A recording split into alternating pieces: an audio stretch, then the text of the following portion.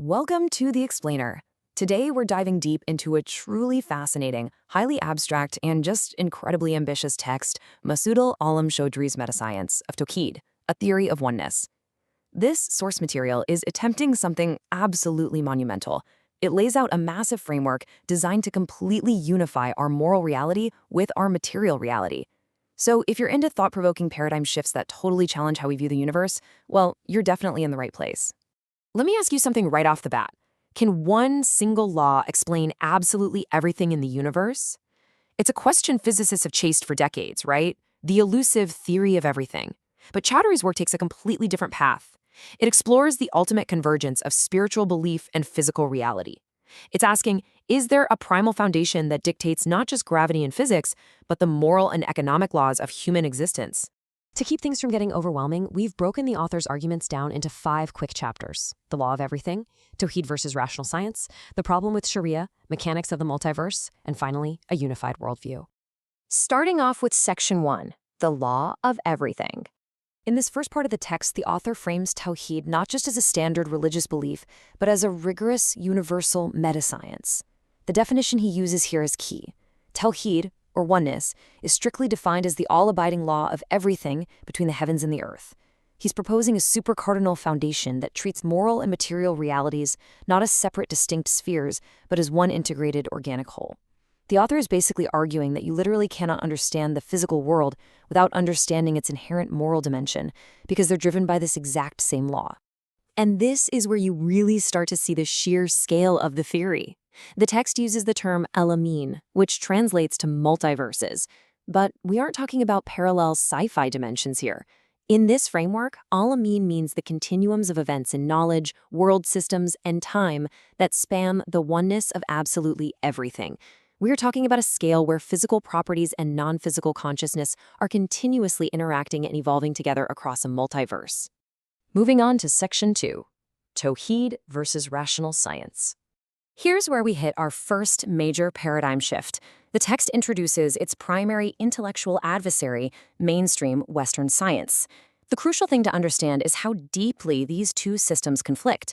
The meta-science of Tawhid seamlessly intertwines moral imperatives with material science. They're cut from the exact same cloth. But on the flip side, what the author critically calls the non-Tawhidi science of rationalism deliberately separates them. Mainstream rationalism treats the physical, observable world and subjective moral values like they're completely disjointed entities. To explain this massive divide, the source text brings up a philosophical concept called Kantian heteronomy. It sounds a bit dense, but the big takeaway here is that rationalist science has an unresolvable problem. It simply cannot naturally integrate moral imperatives, what we ought to do, into scientific reasoning, which is just what is. Under rationalism, morality ends up being this exogenous, human-imposed afterthought. It isn't a built-in law of the universe. And the author argues this creates a totally fractured, incomplete view of reality. Actually, to bridge this gap between science and faith before diving any deeper, the author drops in this famous quote from Albert Einstein: "Science without religion is lame, religion without science is blind." It's a fantastic little palate cleanser that perfectly encapsulates the author's core thesis. We desperately need an integrated approach where the spiritual and the empirical actively support each other. Let's actually look at how this philosophy builds a totally different methodological structure from the ground up. The primal ontology, the foundation of Tawhid, is the unity of knowledge, whereas rationalism relies on disjointed reasoning. Look at the objectives. The Tawhidi model aims for maslaha, meaning total well-being achieved through complementarities and balance. Rationalism, though, it focuses on self-interest and optimization. And finally, the dynamics are just entirely different. One relies on endogenous evolutionary learning, where knowledge constantly feeds back into the system, while the other relies on a simple, linear, time-driven continuity. All right, Section 3, the problem with Sharia. Shifting to the text's second major conflict, we're going to impartially outline the author's rather fiery, controversial critique of mainstream Islamic jurisprudence. The text draws a very sharp line between Tawhid as a universal law and modern Sharia compliance. The author argues that what we call Sharia compliance today isn't actually divine law at all. Instead, Choudhury views it as a flawed, human-concocted mimicry of Western utilitarianism that completely fails to grasp the true universal nature of Tawhid. He sees it as just a set of disconnected rules rather than a unified cosmic principle.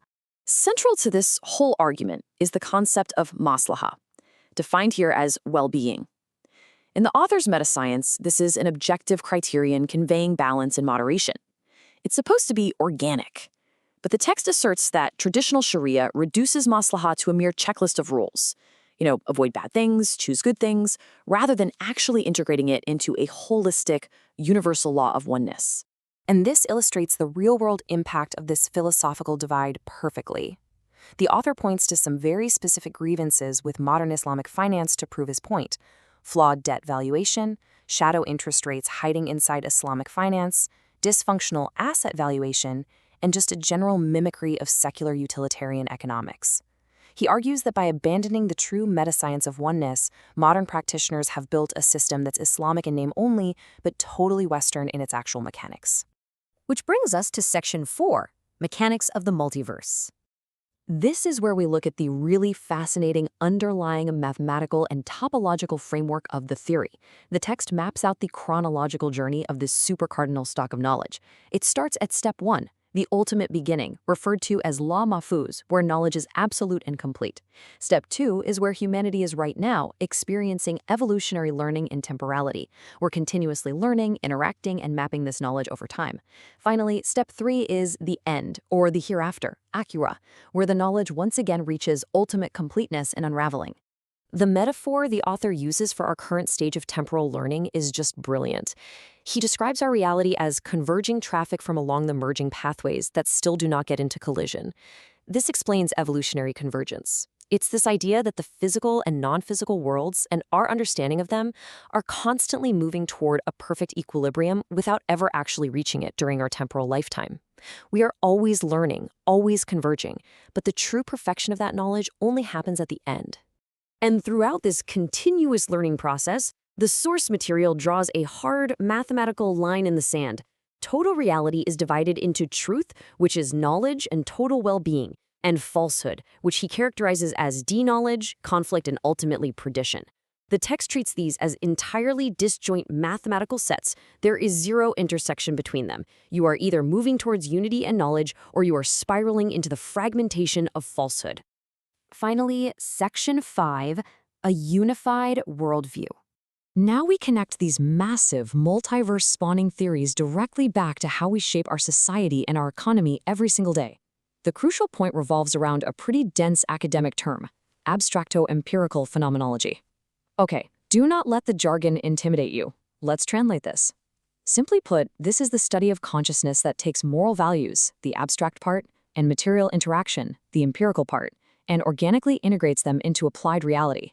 It's the actual mechanism of taking this grand theory of oneness down from the heavens and applying it to real-world socioeconomic problems. Translating this directly to economics shows exactly why this unified law matters so much. When applied, it creates what the author calls a holistic mesoeconomics. Instead of micro and macroeconomics being disjointly mashed together like they are in mainstream and current Sharia models, the metascience of Tawhid organically integrates them into one unified structure. The relations are endogenous, meaning the moral and economic variables are intrinsically linked inside the system, rather than being exogenous or artificially separated. So, let's recap the absolute key takeaways you should remember from this explainer. The metascience of Tawhid attempts to replace our modern fragmented worldviews with a system of organic oneness. It integrates moral values directly into scientific and economic formulas, refusing to separate the two. It boldly challenges the foundations of both Western rationalism and mainstream Sharia compliance. And ultimately, it redefines our total reality as a continuous, evolutionary learning multiverse. Understanding this is absolutely crucial if you want to see how deep philosophical assumptions dictate the very fabric of our scientific and economic realities. Which leaves us with one final provocative thought to ponder as we wrap up. Are we ready for a science of oneness? Could unifying our understanding of the heavens, the earth, human morality, and economics actually be the key to true total well-being? Or is integrating the spiritual and the scientific just too radical a shift for our currently fragmented world? Thank you so much for joining me. Keep learning, and as always, keep questioning the foundations of what we know.